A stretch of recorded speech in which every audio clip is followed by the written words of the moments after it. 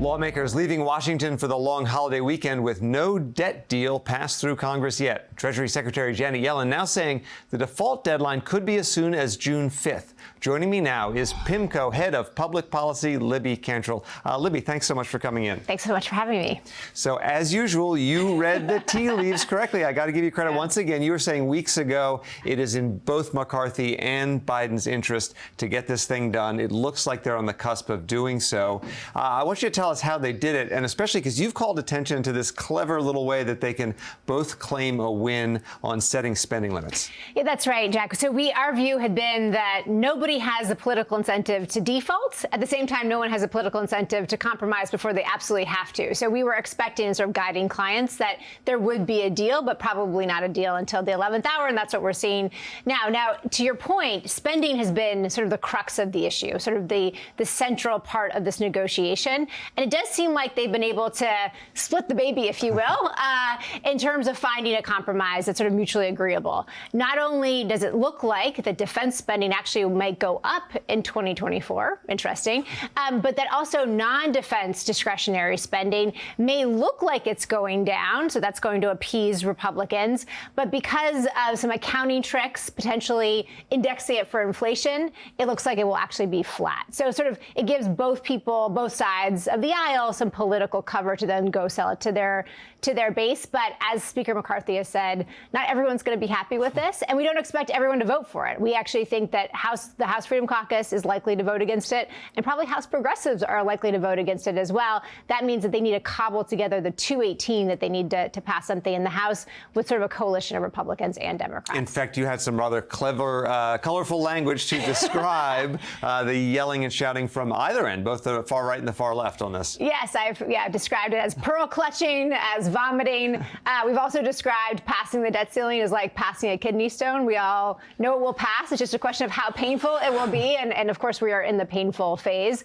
But again, sort of despite all of that pearl clutching, we do expect this to pass, although not until the 11th hour. And the fact that Secretary Yellen has now extended that so-called X date, sort of the deadline from June 1st to June 5th, it gives the Congress some breathing room in order to pass things. But I think from a market's perspective, there may be a bit of volatility this next week just because of that pearl clutching and that hand-wringing over the deal. And then further potential volatility if the Treasury has to suddenly issue a whole lot of bonds to cover bills that they weren't able to pay, or can they manage that? Yeah, so this is actually a really important sort of nuance of all of this because, of course, Treasury has been sort of bleeding into their cash buffers. They've been decreasing their cash buffers to allow to sort of continue to stay below that debt ceiling. When the debt ceiling passes, then they have to start issuing a lot of cash, a lot of bills to sort of resupply their cushion, and that could be disruptive to the market. And of course, while you haven't really seen a lot of volatility in the equity market, we've already seen a lot of volatility in the T-bill market, in the front end of the Treasury curve.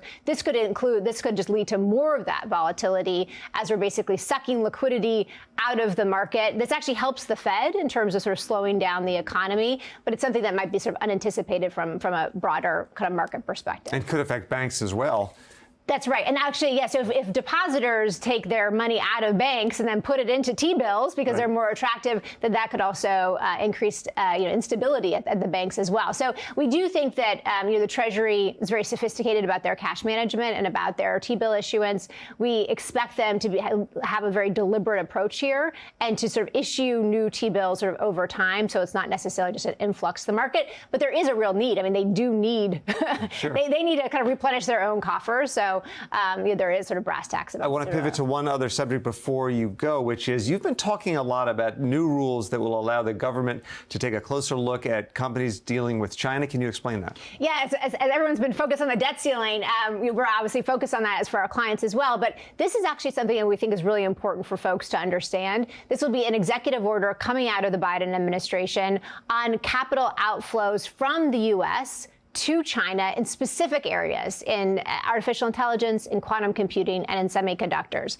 It is going to be a disclosure-based regime first, so PE investors, VC investors who are going to be investing in these sectors in China will have to disclose those investments. But, and this is sort of the big but, there is a possibility that those investments can be blocked, so that basically the U.S. government can veto those investments. Jack, the reason why this is notable, I think, is because we think this is more of the beginning, not the end, in terms of scrutiny and potential restrictions on capital coming from the U.S. to China. So it's just something that folks should be aware of. This specific executive order is not all that existential, but if this is sort of a trend, then it could actually amount to something much more significant. It'll last a lot longer than the debt ceiling fight. It will, thank goodness. Or, yeah, Thanks, Libby. Depending on your perspective. Yeah, thank you. Appreciate it.